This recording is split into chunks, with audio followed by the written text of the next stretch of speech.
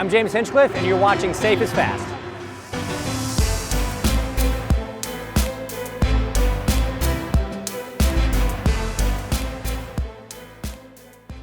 The biggest trick when you're braking to be able to carry maximum speed into the corner is really that trail phase. Obviously, when you first get to the brake zone, you're going to hit the pedal as hard as you can, but that entry speed is really dictated by the last third of the brake zone and how you release the pedal. You know, you usually see a very big spike on an open wheel, a max pressure, and then taper off as you're losing the downforce, because otherwise you're going to lock a wheel. Depending on what style we're looking for, we'll have a soft brake hit into a longer hold to create rotation later in the turn for a longer radius turn. But for a shorter, tighter radius, we're going to go for a big brake hit, strong left foot, and usually when you see a brake trace, you'll see a huge impact and then kind of a triangular trail off to 0 psi.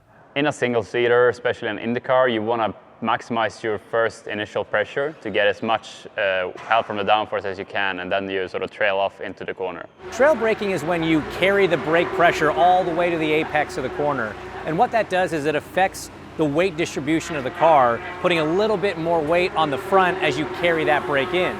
Basically what you're going to do is you're going to start with your peak braking and carry it all the way down, and then as you're turning into the corner, you might carry a little bit of brake to mid-corner. And you do that to kind of manage the platform of the car.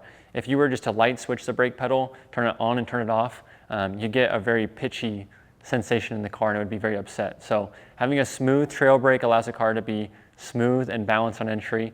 Trail braking is very handy depending on the balance of your vehicle that you're driving. Trail braking can continue to help turn the front of the car. If your car is pushing a little bit, it's got a bit of understeer, sometimes trail braking can help you turn the vehicle. It depends on the weight of your vehicle, but essentially trail braking helps you turn.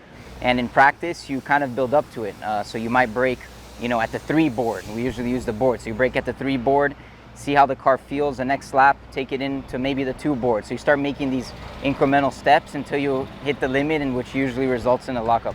You go, a couple of meters at a time. You don't want to make the big jump. I mean, obviously, once you get up to speed and you're getting close to feeling the car locking, and I personally always try to just kind of get a little bit of rear locking instead of front locking, because it's much easier to recover from a rear lock than a front lock. Once you lose that front, first of all, you flat spotted, and second, you're probably going to go straight. I study a lot before driving to where I think my reference points should be, and then I use the brake markers and try and push them later and later until I find the limit. And it's good to even go past it. If you can get to the point where you're not really maximizing the exit of the corner or kind of sliding a little bit wide, then you back it up maybe 10 feet, go from there. The most common thing is that you overdrive the entry. You try and brake too late, you go too hot into the corner, and you go really fast in the entry, but you can't make the middle and the exit of the corner. Some people are very aggressive with the wheel on entry, some are very smooth.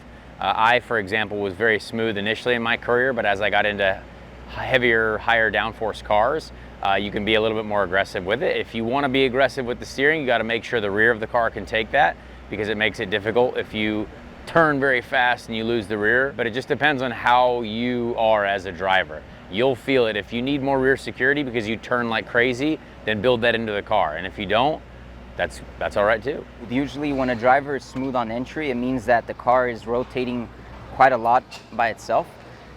When the driver has to be very aggressive on the entry of the corner, it means the car is very stable, so he needs to make the car turn.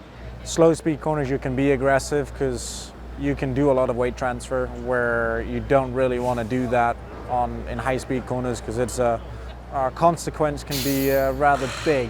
But again, it depends on what the car balance is, and if you have a lazy car, you can be very aggressive. If you have a very pointy car, you need to be very smooth. When you're on the brakes with a lot of pressure, you can't be aggressive with the steering because you unweight the inside front and it's very easy to lock a tire. For a car that's much lighter, obviously your inputs can be a lot faster and have way more of an effect on the car. Whereas something like some of these prototypes that are heavier and heavier at the rear, your inputs can be a lot smoother and they can't be as aggressive because the weight just can't move that fast. So that can definitely affect balance, how you want to turn the car into the corner, and it also affects kind of the level of understeer and oversteer that you might have. You have to be able to adapt, and you want to have a style and try and apply it and make changes to the car to get you there, but sometimes you just have to deal with whatever the car is. Once you feel the limit of the sidewall of the tire, you're probably getting close. And if there's runoff, Well, that's important. And if you need to use it, but try not to.